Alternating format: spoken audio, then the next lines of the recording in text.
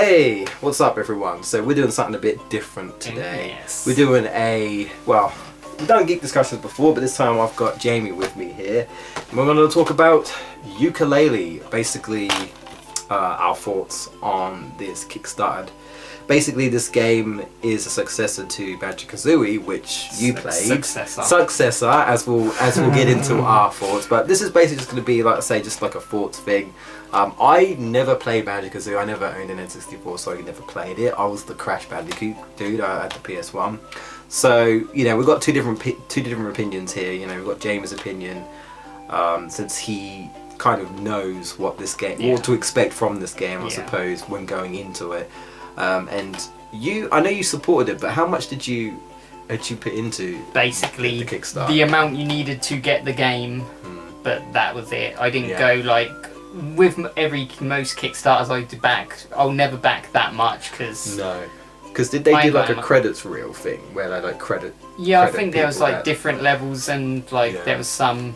Like, I know a few people backed at like the highest level, but it's like I can't even afford that, let alone. No. I was gonna say, so you didn't donate enough, so you like get included. Yeah, in the I don't think I did. No, I can't 100% remember, but it's like I back things and forget I've backed them half the time. Yeah, I was definitely interested and excited to play this because, you know, I was like, well, I also saw you play Banjo-Kazooie like on the channel, and I thought, I mean, I like platformers. Platformers is kind of my jam. And so I was interested to see if this, you know, this game was any game, if it really was a successor to, you know, to Banjo-Kazooie, and just kind of like, because the problem with when you do like old games, like you've got like Crash Bandicoot was recently redone. Sonic Mania was basically like a callback to 2D Sonic. It's like, do these old games actually hold up in modern times? Yeah, exactly. Because you've got all these, you know, graphics is the big thing, realism is the big thing these days. If it's not that, it's like virtual reality, and it seems like if it's like an old retro styled game in modern you know, like modern times, it's like, it's automatic crap because of the graphics, and people can't really appreciate that these are the type of games that we had back then, and the gameplay is actually really good. A lot of them are blooming hard, I will admit, but you know, graphics wasn't everything, and back in the day, some of the graphical things that were done were actually like amazing, good for their time. For their time, you know. But some games obviously don't age well. I mean, okay, I suppose since we're talking about graphics wise, what do you think this game like? I mean, I think this is a pretty looking game. Yeah, it's a decent style. Not as like, there's some things that they've done that I don't think are as like good as they could be, but I think I don't know what I was really after. Like I was expecting, I think it's not as cartoony as I thought it was gonna look. I think it looks too shiny, like the characters are too shiny, I can and see that. Plasticky sort of. Yeah, but the graphics, I don't really have a major issue with them. That's the actual gameplay that my issue lies. Yeah, and see, that's the main thing, guys, right? Graphics isn't everything. Yeah.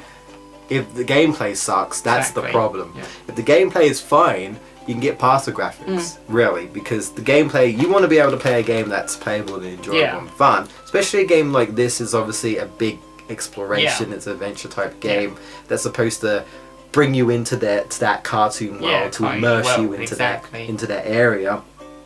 You know, and you know, provide like replayability type of thing. Like you want to play it more. You want to collect all the pages, which is like one of the main collectibles in this game. You want to keep going and do it. Now, we both haven't completed this 100% as of yet. Yeah. And there's like a reason why I haven't done it. Not just time, but like I'll get into like part of the problem that this game have. And I feel like a lot of these Kickstarters do have these problems for some reason. I don't know what it is. I mean, I suppose like just all games just generally just have like problems and exploits and stuff, but there's a patch released obviously for the Steam version, which is the one you play. Yeah, which is, I haven't actually played it since that patch. Oh, you have not? I keep meaning to, but I just haven't gotten around to doing it, and it does look like they've fixed a lot of my issues. They've fixed a lot of your issues. Not all my issues, because some of my issues are impossible to fix unless they completely rehaul the game, which they're not going to do because that would cost too much money to do, but a lot of the gameplay issues they've fixed. like the navigation. Yes. Well, yeah. I say they've fixed, but I haven't tried it. But from what I've read, it sounds like it would fix the problems I have. Yeah, like I mentioned to you before, they've put like arrows, kind of saying go this way, you moron, if you don't know where to go, you know, and things are kind of labelled a little bit. Like they've got like a sign, and it's got like a little icon representing each of the worlds. Yeah. Because in this game, because I believe in Banjo-Kazooie, you get puzzle pieces, right? Yeah. And you kind of put the puzzle pieces together and you jump into the world. Yeah, you don't actually place it manually, but you just click it and add put them in, or you could click a button and put all of the puzzle pieces. Right. Which is actually something I'd rather they have done, something like that, because with this you just collect the pages, go there, and it unlocks. Yeah, it's done by basically books. Each world is like in a book, because the story is basically that Laylee has found like this book, and she thinks nothing of it. She just thinks, oh hey, I'll like sell this on eBay or whatever, essentially. And then it's like, oh hey, this book might actually be special. Yeah. But then the pages start getting removed by the villain, basically called Mr. B, I believe, or Queen, something like that. I can't actually remember, to be honest. The B dude and Dr. Quack. For some reason I remember him as opposed to who's like his assistant. Essentially know about this magical book, essentially, and they use like this giant vacuum to suck up all these different pages, including this one, and essentially the whole thing is that some pages he has, and some pages got like, I guess, scattered all around the different worlds. And you know, Lady's like, hey, my book's being taken away, we need to go get it back. So essentially your mission is to go to different islands and collect the pages to make the villain, as opposed to what did you collect in? That was puzzle pieces, wasn't it? Was that the main one? Puzzle pieces. In Banjo-Kazooie was like the there main were one. other, like there was the honeycomb pieces you could collect to increase your health. Yes. Did you have notes as well in that? In notes on each level, but they were like basically you collected. Well, that sort of did aid progression, because you had to collect so many to unlock certain doors to get to the next lot of areas. Yeah. Which is actually something that helps with navigation. Like they didn't have arrows pointing, but you would see a door which was locked, and you'd know, oh, I just need to get enough notes to get through this door. There was enough, so you knew where your next goal was. Whereas with this, there's not really doors you unlock. You just find your way around eventually. I think the problem with this game is that I feel like it's going like some of the old school types where they like to pan the camera to where you go next. The only issue is that it doesn't really compensate for, say, if you were to put this game down and come back to it like a week later. That doesn't exactly reset. You don't go back into the level and then the camera pans up to where you go next. It's more like you might have to do something again for it to actually happen. So, which is not always very useful. Like in my case, a lot of the time I do stop and pick things up because I don't have time to always play the games. So and sometimes something comes out that distracts you for a bit. A lot of games do have this problem, especially in like old games, you know, where they don't really remind you what you need to do next. So it's like, oh crap, I need to remind myself, what do I do, where am I going? So it'd be helpful if there was just like a little thing that says, oh hey, this is what we were doing. Some games do that. Some games do have like a catch up type of thing. Where they're like, this is where you at in the story. Whereas a game, I guess, kind of simple like this is where they just kind of expect you to explore. I mean, it's understandable, it's an adventure game, but when the game is to the point where you get lost all the time, you don't know where you're going, I feel like that's where it's you need like a little bit of a kick in the right direction, because obviously you don't want to be stuck lost in the same world. Like a lot of the time I was looking around and I didn't know how to do half the stuff. I would admit this game was somewhat creative with the different, like, you get different moves in this game that you buy from Trouser, the Trouser Snake, which, you know, clever pun. I like bad puns, I like good puns. This game is full of puns, and I believe it's a homage to Banjo-Kazooie. Didn't have like puns and stuff. And they had like rhymes and stuff. And weird characters and stuff. Weird characters and stuff. And you buy moves from him by collecting the quills, which is like your currency, I suppose you could say in this game. And you know, some of the moves are interesting. You got like a standard, like a butt bounce stump type of thing, which a lot of platformers have. And it's kind of like Mario type of thing, and things like that. But like there was one instance where you get to become invisible, and apparently like in this one area, I believe in the ice world, which is the second world, if you like stand in the light, for some reason Yuka's tail suddenly becomes a laser, and I didn't know that. Yeah, I don't think I've ever come across that. I can't remember if I ever did that thing. You had to. I couldn't figure this out. I was like, I knew that the puzzle was like, oh hey, you need to melt this ice block, because there's a lot of like ice blocks throughout, not even just the ice world, but throughout the world. Yeah. And normally, you know, you might get like, because Yooka can use his tongue to turn himself into different things, because it's a chameleon essentially, so he can camouflage, he can get like fire breath, chuck bombs, ice, water.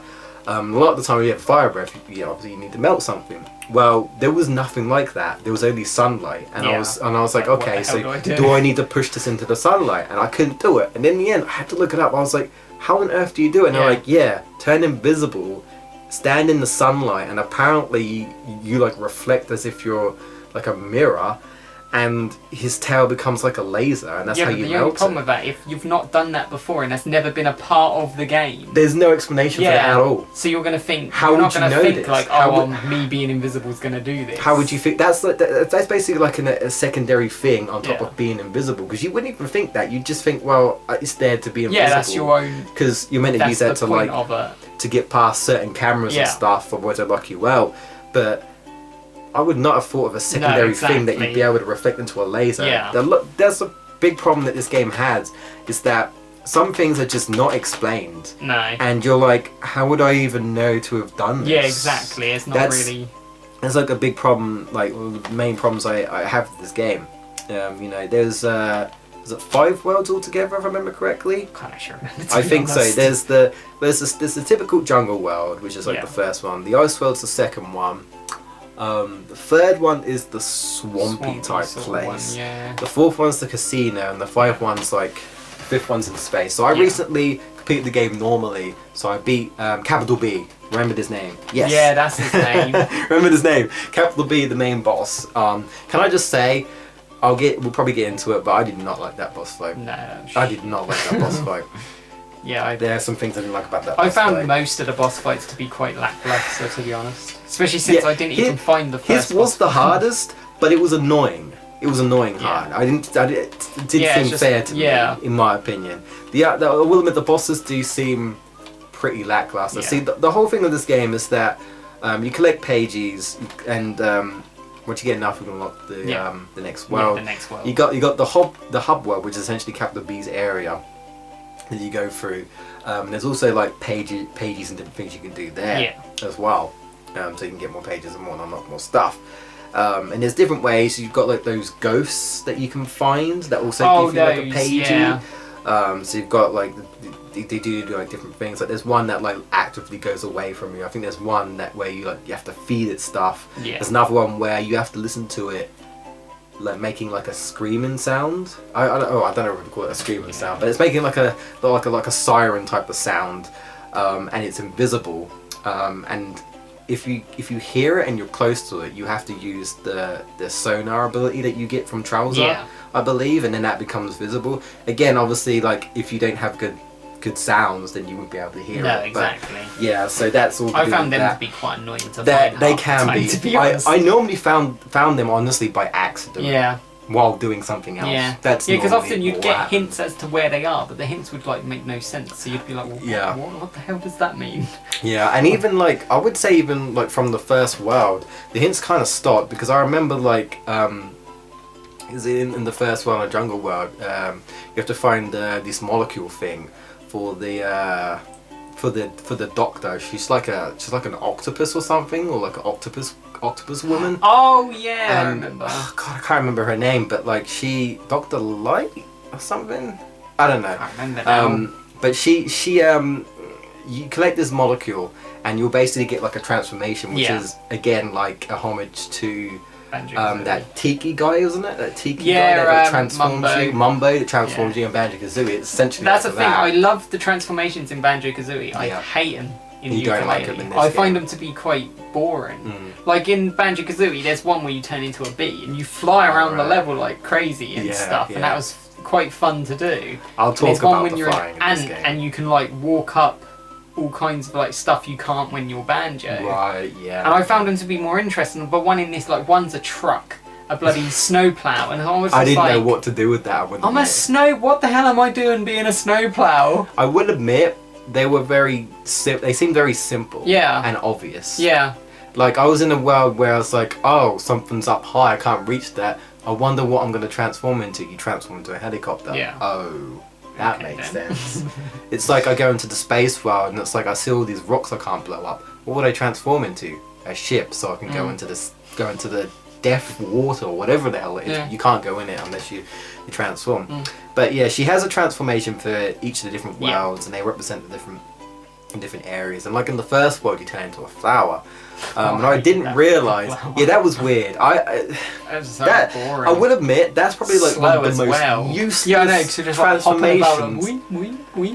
One of the most useless transformations in that game. You pretty much use it for like one side little quest. puzzle. Yeah, it's just like a little puzzle in one area, and that's it. Other than that, you don't want to transform at all. No, it's very. You can like talk to the flowers. They do give you some hints, but even then, like from then, you don't want to use it anymore.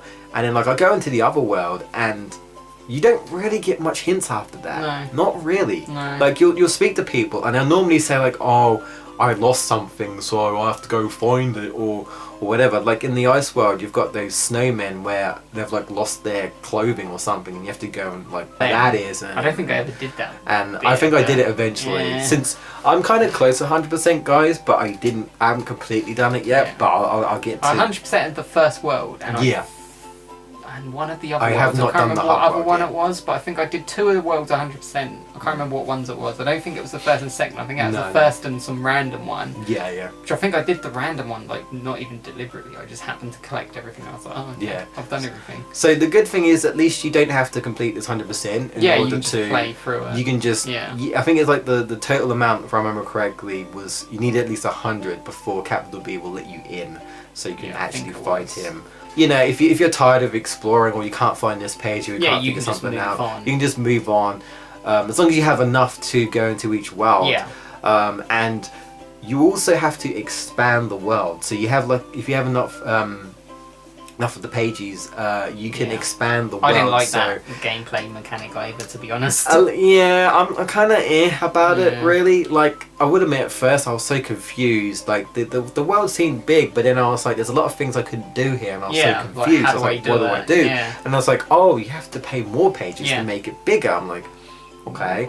I think they didn't really need to do that. They probably could have just... I'd have rather it just been unlocked all from the start. Yeah, they could have just cut it off to like abilities. Yeah, you get abilities anyway. Because that's the thing. Like, there was pink in the first world. I was thinking, how do I do this certain thing? Yeah. And I was like trying to figure it out, and I kept doing different things. I thought maybe I've got to do it this way, and that's how I do it. And then it wasn't until I found out about the world expanding, and I was like, oh, so I've literally been trying to do something it's impossible to do until I've expanded the world. And then even then you probably can't do it because you don't have the correct ability. Yeah. Because you will be backtracking a lot. This game is obviously set up to, it's like, oh, you've got all these areas that you can't reach. You need there's abilities you just haven't got. So a lot of the time you want to complete something 100% and you just can't. Yeah. They don't expect you to. So you have to move on to, the next world.